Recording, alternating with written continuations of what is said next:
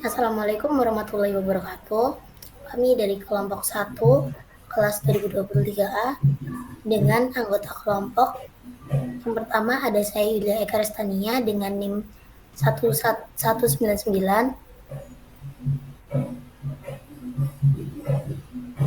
Saya Anissa Najwa dengan NIM 007.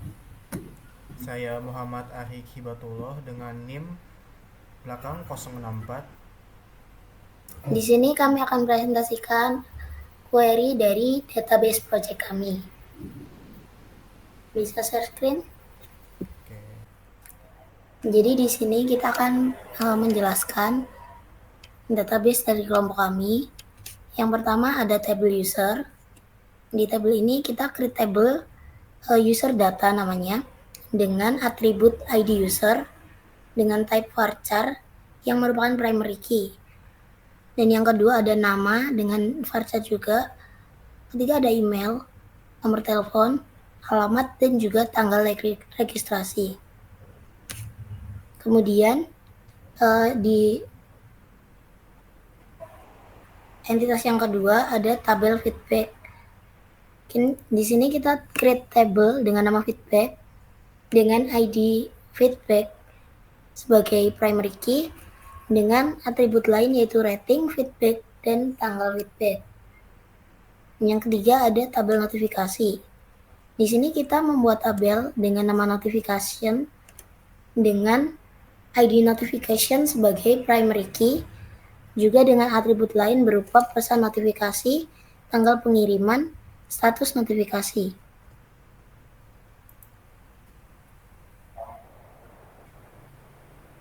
Selanjutnya ada tabel entitas register.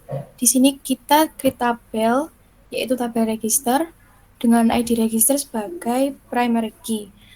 Lalu atributnya ada tanggal registrasi, status registrasi, dan juga kode verifikasi. Selanjutnya ada tabel barang. Di sini perintah untuk membuat tabel yaitu create tabel dengan ID barang sebagai primary key dengan atribut nama barang, jenis, kondisi, deskripsi, tanggal, dan juga harga barang. Selanjutnya ada tabel kategori barang. Di sini primary key-nya adalah ID kategori dan atributnya nama kategori.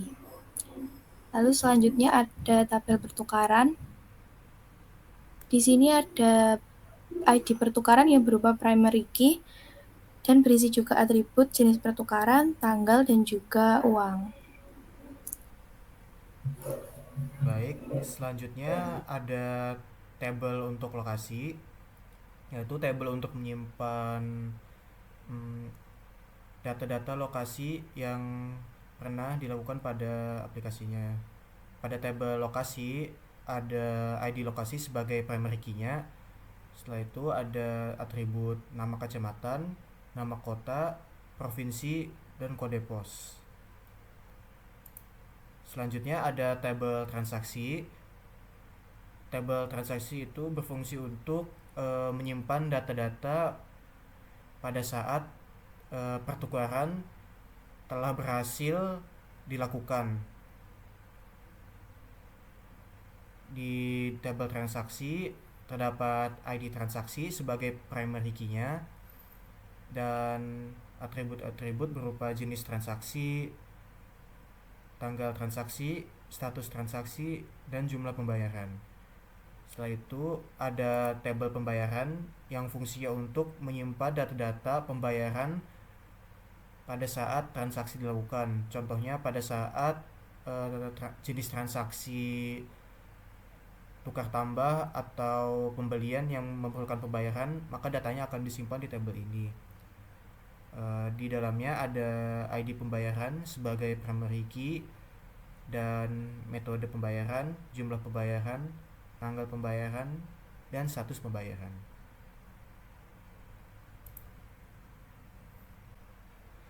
Selanjutnya ada perintah insert. Perintah insert di sini berfungsi untuk memasukkan data kepada tabel-tabel yang sudah kami buat sebelumnya. Contohnya di sini ada insert into table user data, di mana di sini adalah atribut-atribut yang ingin kami isi datanya. Setelah itu value untuk memuat apa saja data-datanya seperti ini, ID-nya, namanya, dan lain-lain. Dan terdapat sebanyak 10 data. Dan itu berlaku untuk semua tabel-tabel yang kami buat tadi. Seperti feedback, notification, register, barang, kategori, pertukaran, lokasi, transaksi, dan pembayaran. Setelah itu ada perintah select. Perintah select itu berfungsi untuk memilih atau memperlihatkan suatu tabel yang kita inginkan. Contohnya di sini, kalau kita ingin melihat tabel user, kita tinggal select from user data. Jika di run, maka hasilnya akan menampilkan tabel data yang beserta data-datanya yang sudah kita masukkan tadi.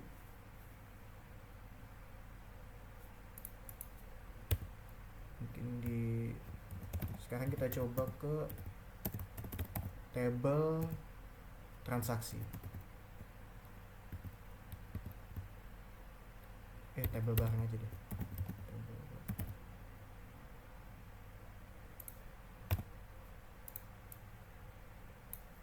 Jika di run, maka isi dari tabel barang akan terlihat.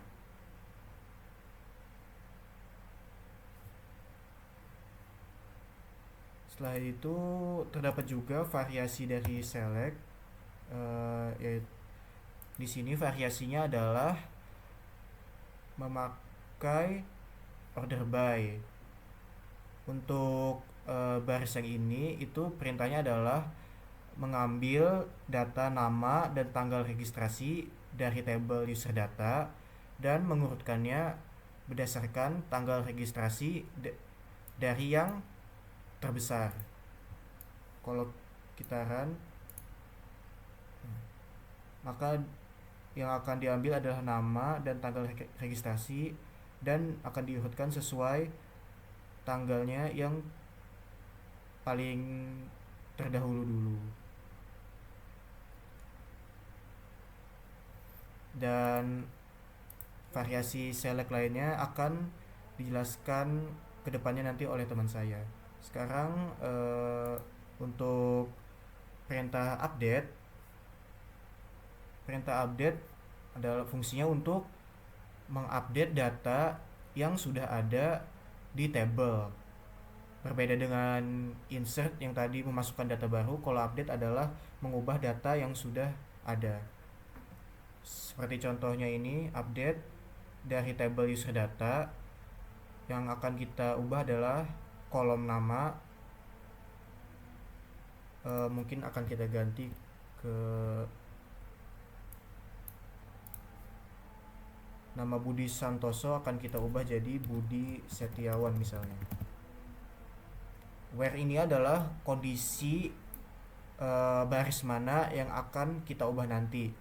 Di sini dikhususkan untuk ID user yang isinya adalah USR 001. Jika kondisi where ini tidak ditulis, tidak disertakan, maka nama ini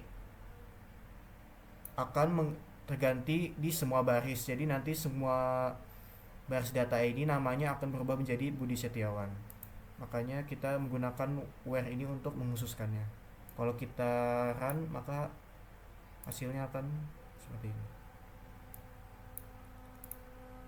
Nah, nama Budi Santoso tadi berubah menjadi Budi Setiawan. Kita ubah lagi.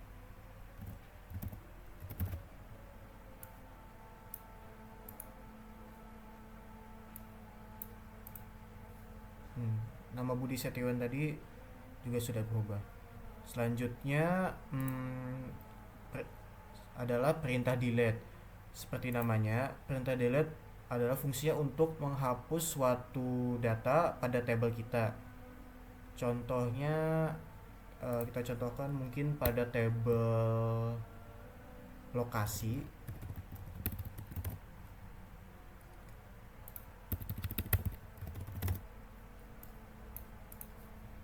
Jadi di sini ada data-data dari tabel lokasi, mungkin akan kita hapus ID data dengan ID lokasinya misalkan 003.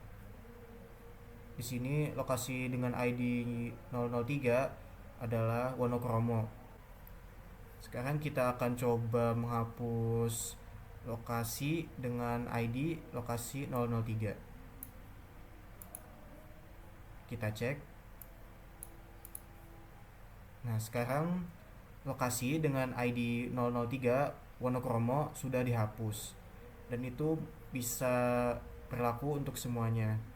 Di sini formnya kita taruh table tujuan kita apa, dan where ini adalah kondisi baris data yang ingin kita hapus. Baik, selanjutnya ada perintah where condition, di mana where condition ini digunakan untuk menampilkan satu kolom atau data yang ini ditampilkan berdasarkan kondisi yang diinginkan, di mana di yang kondisi pertama dengan select menampilkan semua kolom dari tabel transaksi,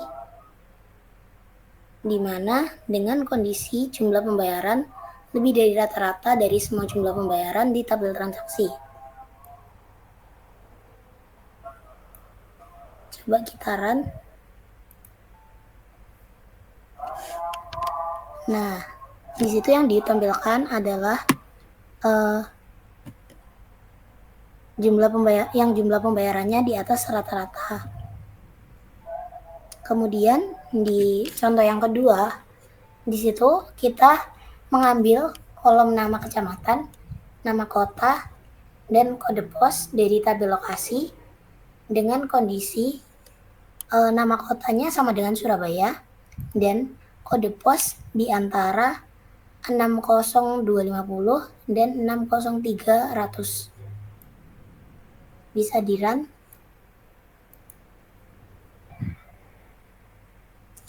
Nah, di situ muncul nama kecamatan dan kota dengan kode pos seperti apa dalam kondisi yang diinginkan. Selanjutnya ada kita mengambil ID feedback, rating, dan isi feedback dari tabel feedback, di mana rating lebih dari atau sama dengan 4,5 dan feedbacknya tidak 0.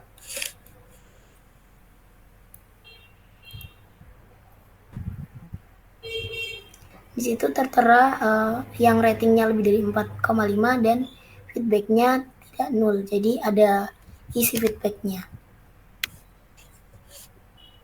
Contoh lainnya ada di select, yaitu menampilkan ID transaksi, jenis transaksi, jumlah pembayaran, dan juga status transaksi dari tabel transaksi, di mana status transaksinya berhasil dan jumlah pembayarannya lebih dari 1 juta.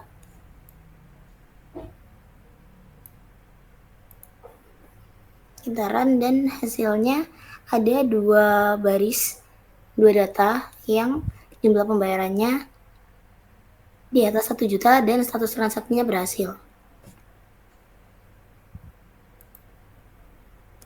Selanjutnya, ada select nama barang, kondisi barang, dan harga barang. Tujuannya untuk menampilkan nama barang, kondisi barang, dan harga barang untuk barang bekas dengan harga lebih dari 1 juta.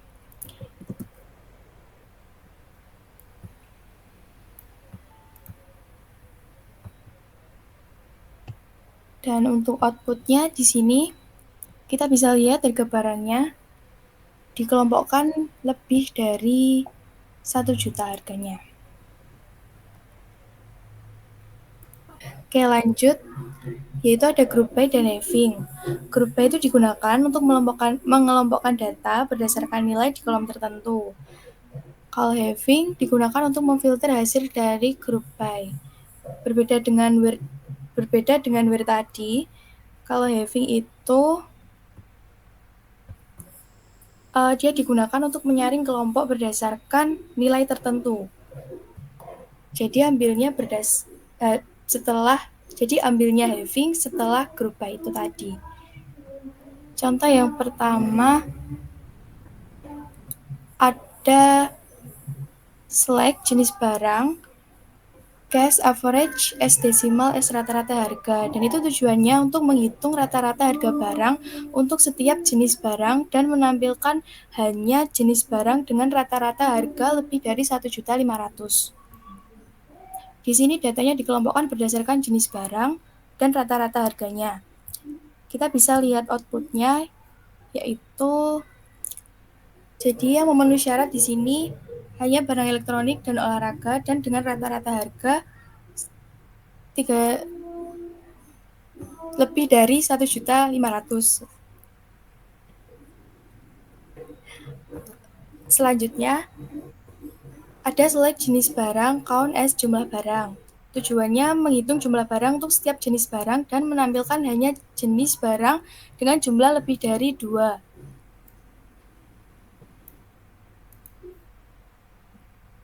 Di sini output yang memenuhi yaitu barang elektronik dengan jumlah barang 4 dan juga barang perlengkapan rumah dengan jumlah barang 3. Selanjutnya, ada select jenis transaksi, count as jumlah transaksi. Tujuannya untuk menghitung jumlah transaksi untuk setiap jenis transaksi yang berstatus berhasil, serta menampilkan hanya jenis transaksi dengan jumlah lebih dari 1.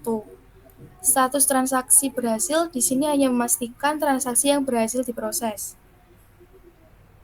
Jumlah transaksi dihitung untuk setiap kelompok dengan menggunakan count. Lalu, getaran hasilnya